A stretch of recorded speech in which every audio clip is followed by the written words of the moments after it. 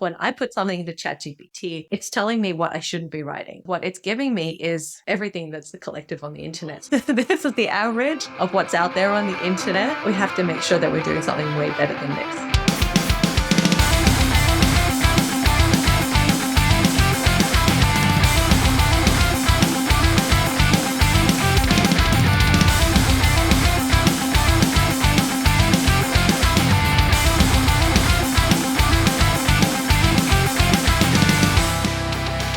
What is up, certified homies? Welcome to another episode of From A to B. You have Shiva here, and I'm joined by Eden, the copy god Bidani. What do you think of that nickname, the absolute copy god? It's a pretty wicked nickname. I've never been referred to that as before, but wow, okay. So just so you know, every time I have a guest on, you are now legally obligated to change your name in LinkedIn to Eden, the copy god Bidani. Otherwise, I'll find you. I don't know about that. I hope I'm a lot more down to earth than that. Well, the reason why I wanted to have you on is a very funny thing happened to me. I ran a copy test, a button copy test, and I used to dunk on them so much. For so long, it's like, no one cares, no one's reading this, like, why are we doing this? I'm sure Aaron Weigel will probably give me shit for this too, but there is a lot of data backing this copy test. It actually won, it was pretty good. Copy actually is pretty freaking important. So who else to talk to besides the copy god in Eden to get a little bit more copy-related conversation in the Experimentation podcast? So thank you for joining. One thing I want to start off with is a little bit of a fun exercise. I don't want to call out specific names, but I just want to give you some examples of copy that I've seen recently on websites. Okay, cool. Let's do this. Embrace technology at the speed of your need. Oh my goodness. Is a need ever slow? I think that's my only question. Like, isn't it, when is a need slow? If you need something, it's generally not a slow thing. So at the speed of your need. It seems like someone was just trying to be clever with rhymes. Yes, I do get that. Oh, wow. I think it's one of those things that's really crazy with copywriting. But I'll get to that in a minute. I don't want to get too much off tangent. Okay, so that one is example one. I'm not going to name the company name because the purpose of this is not to dunk on any companies. The future is here. I don't even know what to say to that. It's a homepage headline. It's wow. If the future is not here, then where was the future until now if it's not already here? It raises a lot of questions. I'm already spotting a theme between these headlines. But go on. They keep getting better and better. Access the world's most comprehensive data and insights delivered on our AI-driven platforms. Okay, at least it's a little bit more down to earth than the first two. I still don't understand what it does. And they've definitely put AI in there, but everyone else says AI. I felt like that added more words. A lot more words. It just added more words without actually saying anything.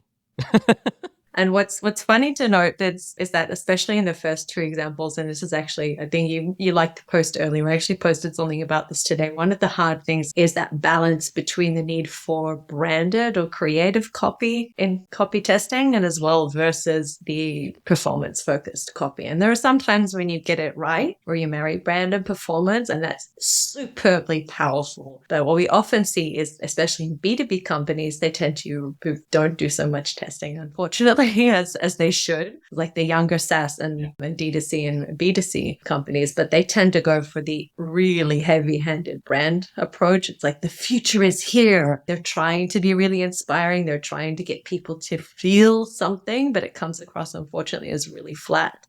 Or they're trying to put so many important keywords. It's probably a really SEO optimized headline, the last one that you shared. AI-driven insights platform thing. It's all those kind of things and buzzwords in a sentence. But we see like there's a trend and a lot of homepage headlines where they try to shoot for the moon. Like they try to go so high, so far that they end up losing all context. So people say, but I have no idea what you actually do. It sounds cool, maybe. I would understand how cool this headline sounds if you actually give me some context to help me understand what you're selling or what change you're driving in the world that gives you a reason to use this kind of headline. Do you think that headline was a bunch of cooks in the kitchen? The SEO guy was like, we got to have AI-driven platform in the headline. And then the brand team was like, most comprehensive data and insights, because that's what we know. It was just a bunch of shit thrown, and they're just like, ChatGPT, all of these themes, and here you go. It actually sounds like, I mean, first of all, yes, probably quite a few cooks in the kitchen. It sounds like the product manager or the product marketing manager and the SEO guy got together to write that headline. And I'm not saying it's a bad thing. I'm saying there's those keywords in there that I know as well that are related to the elements of the product. So AI, platform, insights, data, comprehensive. I know those things that they come up frequently when working on messaging with product marketing teams. So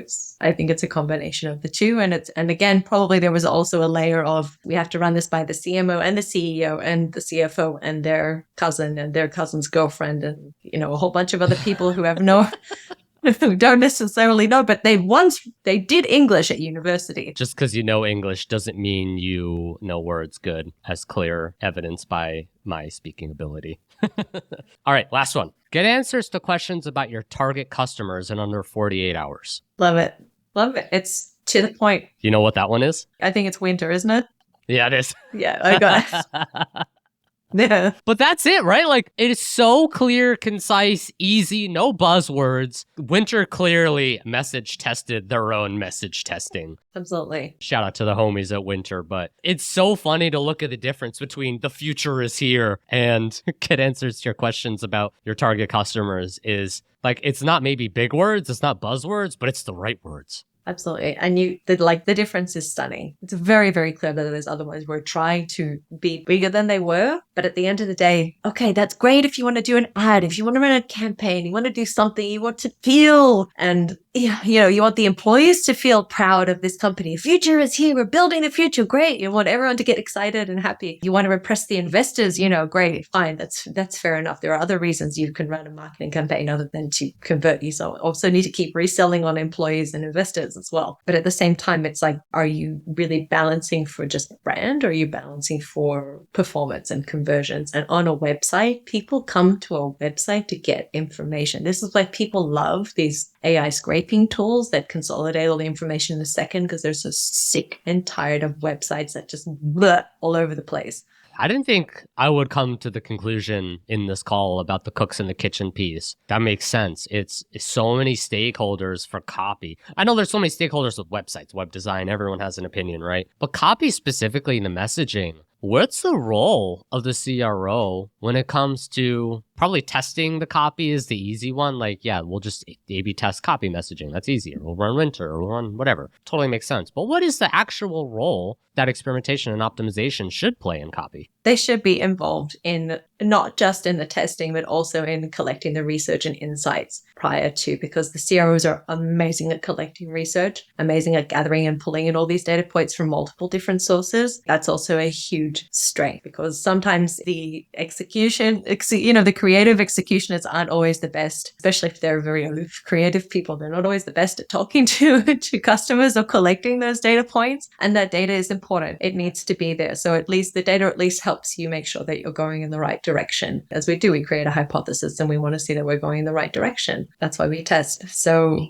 getting them involved in the research process is so important. Giving that data, being presented the data. Okay, now what? What can we solve? How we can solve for this in a creative way through the copy and then run the test through the copy and see what comes out. I'm actually kind of dealing with this right now with copy and the prioritization of the messaging. I think I talked to David Mannheim about your LinkedIn post. Your post was a LinkedIn post of the week a while ago about if you're trying to say a lot of things, you're really not going to say anything because no one's going to pay attention. Like the headline, they're trying to stick AI, data, platform. They're just trying to shove a bunch of buzzwords into a specific thing rather than Winter's pretty clear and concise answers to questions about target customers. It's so simple, so easy. When you think about the hierarchy of messaging, what's your process for maybe on the research side identifying what is important to target to discuss? And how do you make the decision to say this is the important messaging we should be talking to? yes, data is great, but too much data, and people are often then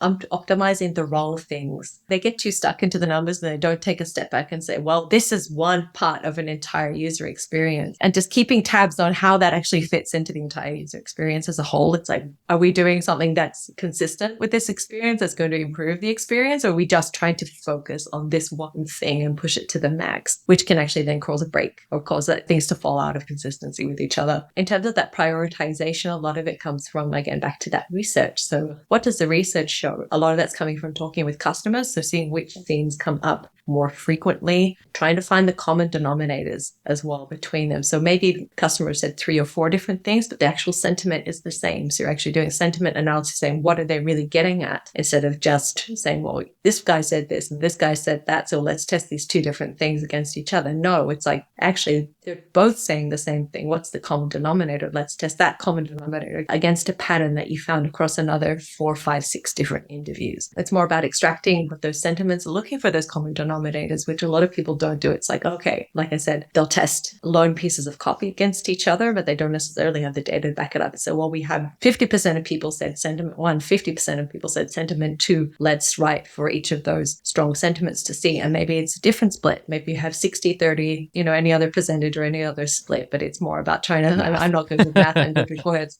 I said, I know.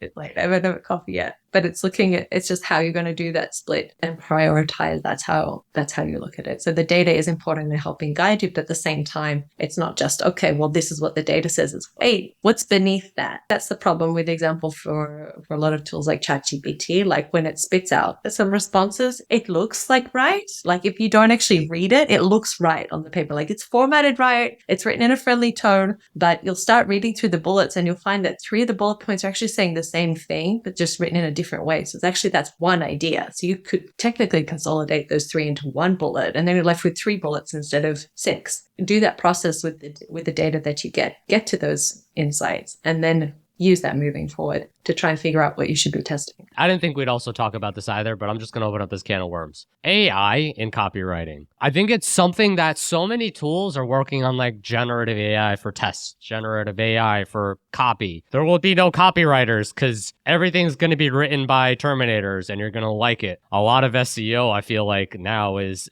bots writing for bots. Right? It's literally AI, ChatGPT writing for SEO bots. So like, where's the human in any of this? I'm gonna keep on going back to these headlines, but like the future is here. That feels like a fucking ChatGPT bot wrote for no one. What human is digesting the future is here and is like, wow, the future is here. I gotta buy your product. Because if you like, I don't even know what product it is. It could be like sandals. Absolutely. And then people wonder why people aren't using search anymore. They wonder why people are using website scraping tools, or why they're using Bing, or why they're using ChatGPT, or why they're using TikTok to do search instead of Google, because Google's already taking over by bots writing for bots. So there's no good content anymore. Of course people are going. So people don't actually look at this. They go, oh, TikTok, we have to write for TikTok, or just SEO is dead, but they're not actually looking at the reason why. And I tell you what, there is still so many. There's still so much great content out there, so many great sites. I don't think websites are going to die yet. I don't think people are evolving using different types of chat, chat and search and all these things, but it's not just going to pull up its legs, curl up and die and roll over overnight just because of AI. And even now, what's special about these tools? It's like, for example, when I put something into ChatGPT, it's telling me what I shouldn't be writing, because what it's giving me is everything that's the collective on the internet. So it's telling me, I'm looking at that. Okay, I need to do better than that. I cannot. This is the average. This is the total, this is the average of what's out there on the internet. We have to make sure that we're doing something way better than this. Oh my God. You can use it as a reference point and say, okay, that's what you can't write. I love that. That is fantastic. Use ChatGPT to figure out how to not write, because that's what everyone else is talking about, because it's scraping. So you use ChatGPT not to help you write the copy, but to know this is what everyone else is talking about. So this is how you differentiate yourself in a sea of sameness. That differentiation is so important. And I'm a big believer, and it sounds really strange to say it, but coming from a performance perspective, but that differentiation, and especially being expressed through, for example, brand voice and tone, is just going to get even more important now. because everyone can do conversational in copy AI or ChatGPT. Everyone can do fun. Everyone can do serious. Everyone can do, you can layer on these, but when you have a unique combination, it becomes a lot more stark. And you can still train AI tools to like write that in a brand voice, but it's you coming up with that unique brand voice in the first place. That's going to put a really unique spin on things that really helps your copy stand out. It's funny. I was talking to Slobodan about this before, about like using AI tools to chop up clips for podcasts and stuff. It doesn't do a good job. It might do a passable job, and it might be better if you're looking for low time investment with just getting content out, fine. But even then, I've used AI. I used it like yesterday. Here's like 3 thoughts. Make this sound strategic. And I was like, all right, this is interesting. I kind of like grabbed a couple words because I was trying to figure out smarter words, and that was fine. We'll have to coexist, but I'm still very much we're still in the hype cycle of AI, that everyone thinks AI is going to, copywriting jobs will just never exist. And I just think that's so misguided. And like, it might not exist because people are making bad decisions, not because the AI has been smart enough to like take over for the copywriters. It's definitely a very interesting conversation. AI, what's it going to replace and what it's not going to replace. And I think people are still talking too far ahead. Like they're talking too much in the future to where it is. And the more people I talk to who are actually in this and are not just trying to sell it, because it's not actual AI. It's still machine learning. They just rebranded it as AI. It is not true AI. So we have this thing that's happening in the concept, people getting hyper about it. It's like, it's still machine learning.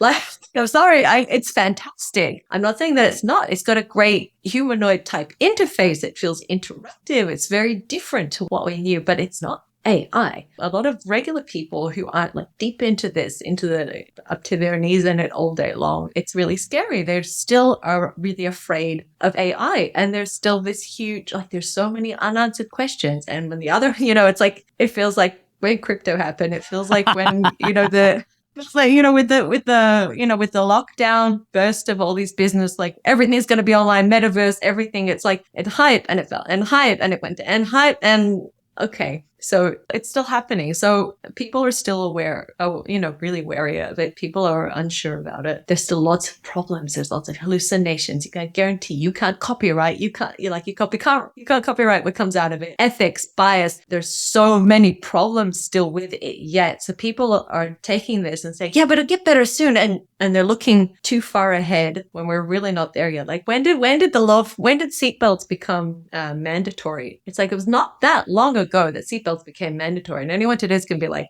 well, duh, of course you need to wear a seatbelt while driving. Well, a few decades ago, you don't have to wear a seatbelt in the car. Soon, they're going to raise, okay, these AI things have to have seatbelts on them. Otherwise, people are just going to keep crashing and burning. But that will happen. And then people will be like, oh, it's so natural to use AI with a seatbelt. It's like, with these precautions and barriers and things in place to actually make it help us and not just crash and burn. And sorry, huge tangent related to copy. But there we go. I think it is. And I think it's totally related to copy, because we're talking about how does copy play into websites and how do you make smart, intelligent, differentiated copy. Taking a step back in the CRO space, there's a lot of sameness in web design, in these quote unquote best practices.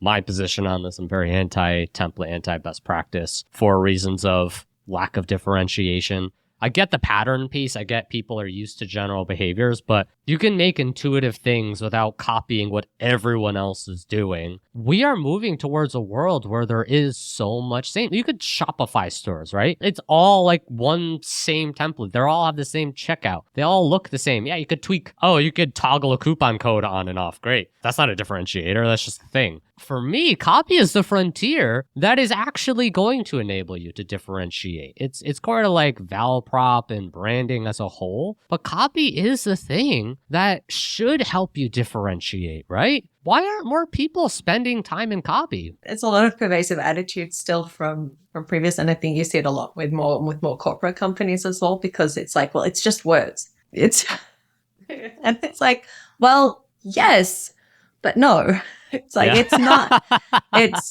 it's how you use them. It sounds really bad. What's that? The pen is mightier than the sword. The right combination of words inspires particular emotional reactions in people. We know this from research. It helps people connect with the brand. It draws associations to things that they like. It can help them feel trust, help them feel safe, help them, feel love. You mean to tell me that the future is here is not evoking serious emotion for you? The future is here. I know what they're trying to do, but you know what? Out of context, it's really hard to decipher that. If you put it in context, for example, of a really amazing, mind-blowing animation or a video or something, and music, I don't know what that experience currently is, it looks very different too. So that's another dimension with copy. Copy works. Copy doesn't exist in a vacuum. It exists within the same space as all these other elements going on. So it's the audio, it's the visual, it's, all the other senses as well. And so it's like the same with CRO. You want to test a button, okay, but that button exists it's not in a vacuum.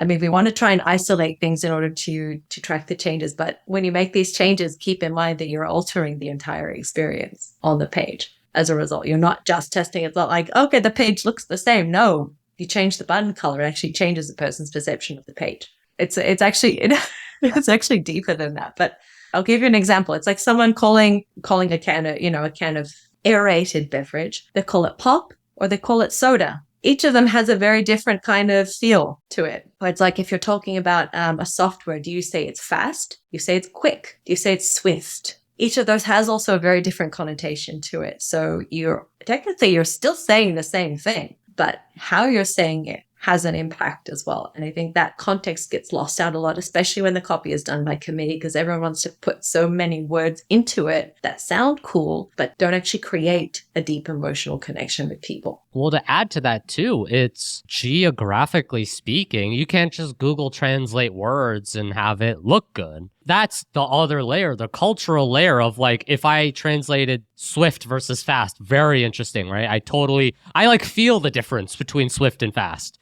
I literally feel that in my bones. And if you had to just take the literal translation from Google to these other words versus someone local to the area that understands what swift means in this language to translate that sentiment and feeling, man, it's funny. You might have just red pilled me on copy here because I'm just kind of like words are words. Like, yeah, we want it to sound good, but how much does it actually matter? It matters a lot. Just thinking about fast or swift, it very much sells a very different message. If you were to say like the software loads fast versus the software works swiftly, swift is like agile, gives like a different set of connotations versus fast means like it's sophisticated. It doesn't sound fast, just like, okay, yeah, fast, like ship quick, ship fast. Okay, and it's great. And in some circles, it's great. But if you're also selling to executives of a certain level and they're more refined and sophisticated, Swift is going to position you in a very different light. That is so interesting. Okay, I feel like we could geek out on this for another couple hours. Before we end, I want to ask you one more question here. I saw one of the videos that you had around sometimes there can be too much data. On the surface, I'm like, oh no, what is she saying? But I wanted to explore that a little bit more. Do you mind fleshing out that position of there can be too much data? It's the copywriter's job to be really in tune with the target audience. Sometimes we know in the data collection process that we don't always have the cleanest or the most perfect data. We don't necessarily cover all the right groups that we need to. And sometimes what people tell us is not what they really mean and what they really think and feel, as we know, as people do all the time. We all want to protect ourselves, and ongoing social relationships and all these kinds of things impact how we collect data and how we can gather all that information. At the same time, a lot of it doesn't, I don't want it to say because it doesn't sound very scientific, but copywriter, because they're so tapped into the target audience, they will have almost an instinctual feeling like, I have a really strong feeling that this is more in the right direction than this, even though say maybe the data isn't 100%. Data might say, we need to go in this, we need to say fast because everyone says fast, but maybe we do really need to say swift because we know that we're targeting, maybe they said colloquially in a conversation fast and the AI picked up that this was the word repeated multiple times, but maybe we should be saying swift, and they know it means fast. but maybe we need to be saying swift because that's going to get the message across in a much more powerful way. It's going to communicate the same benefit of fast, but it's appealing to a higher pricing tier. It's appealing to the sophisticated target audience, things like that. So when it comes down to things like this, sometimes in those specific word choices, it can really be important. So sometimes listen to the data, but it doesn't mean we have to follow it always word by word, because there are some points that sometimes we do need to pick the data up and leave it on the, leave it there on the side. It's like, okay, we understand what we're doing. We're still going in the right direction based on the data, but there are things we need to do because they align better with the business strategy, the pricing strategy, all these other things that weren't relevant to the data that we were collecting at the time. Let me echo what you said, because I think your stance is a lot more nuanced and makes sense to me. An example of where I would quote unquote ignore user research is users say they want pricing on B2B pages. So we go to the B2B page, we show them pricing, we tested it, conversion rates tank. The conclusion we say is, just kidding, they don't want pricing. No, that's not the conclusion, right? What the users say is maybe not like words, right? Words are hard. You're the copywriter. I'm not. If I'm trying to tell you I want pricing, maybe I'm telling you I want pricing, but what I really mean is I need to see value. I don't see the value, so I'm communicating price because to me, that's a tangible value thing. Is that kind of what you're saying? Like perhaps the thing is what users are communicating. They say they want fast, but really they mean something else and their solution is tell me fast. But the problem is a little bit different. And instead you have to offer an alternative solution because they're communicating a solution that isn't maybe as clear. That's a great way of summarizing it. I think as well, it is a very nuanced perspective, and I know it is. Listen, when as copywriters, when we write for ourselves, it's also really hard. When we try to explain things for ourselves, it's really hard. It took me 6 months to write my own homepage for my own website and I'm a copywriter. Because I was writing for myself. So we're also humans. We also struggle with words. It's much easier to do it for someone else. It's really hard to do it for ourselves. And it's natural. So no, when companies say I can't write my homepage, it's like, I get it. Like, I know you can't write your own homepage. I think the idea is it's related back to that quote that's often attributed to Henry Ford. It's like, if I'd asked people what they wanted, they would have said faster horses. But what they really wanted was something to get them from A to B in a much more effective way. And I think that's the thing. So it's like, you look at the data, great. Okay, what do they really want? It's not just as simple as taking the voice of the customer. They said fast. Okay, fast. Copy paste onto the website, fast, and conversion rates tank. It's like, what did we do wrong? We followed the data. And it's like, well, what they really wanted was something else, exactly with the B2B pricing. I was working with a software company recently and they had a free trial available for their website, but almost no one came through the free trial. Everyone came through their contact form. And it's like, why wouldn't you sign up? Why wouldn't you go for the free trial? Like, what's wrong? Because what they were offering, it needed such a high level of integration into their systems that you had to build up such an incredible level of trust before. Even if you offer a free trial and they can do it by themselves and they can do it in under an hour, like that risk is so high. It's just too much. And they're experimenting now with removing the free trial offer altogether and just going straight to book a demo. People might say, we want free trials, we want transparency, we want this, we want that. But you know what? It doesn't work in every single situation. And they tried for a really long time with this free trial model, but because cybersecurity is software, you get into things like that, everyone wants a demo. They might say they want to show me the product. When push comes to shove, it's like, oh, I have to integrate it with my system. No, wait, this is unsafe. What they say is not always what they mean. So what do they actually really mean? What do they really want and need? Which I'd argue sometimes requires more data. You might have one data point that tells you a bunch of people are leaving. If we have a multi-step form, they're leaving step 3. And that's one data point. So you don't say, well, the form sucks because a bunch of people are leaving. There's something happening on this one step and you need more data to corroborate. I'd almost argue the exact opposite to say it's collect more data to try and validate. And sometimes that more data is run a test. Sometimes it's ask them follow-up questions. I agree, but I disagree. So I think this fleshes out the point that you and I are very much aligned in the same thinking. Such is the way with words that sometimes they just mean different things to different people. No, exactly to your point. So maybe the data wasn't right in the first place. And so it's not just, I guess the underlying message is don't blindly follow the data. Oh, data said this, let's do this. Use those critical thinking skills that, that experimentation and science is supposed to teach us. Don't just rely on AI to sift through those answers and pull out what it thinks the data says. Use your brain. So I guess what you're saying is if we had to conclude, we need to embrace technology at the speed of your need. I didn't say that. You did. Someone said it. Cool. All right. Well, now, Eden, what time is it for? It's time for stuff you need to know. All right, let's go.